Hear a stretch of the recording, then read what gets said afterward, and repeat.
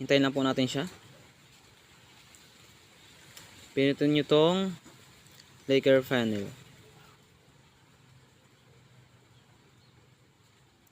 Diyan po, pili po kayo kung like, love, care, haha, wow, sad, angry. Ang gusto ko po ay love.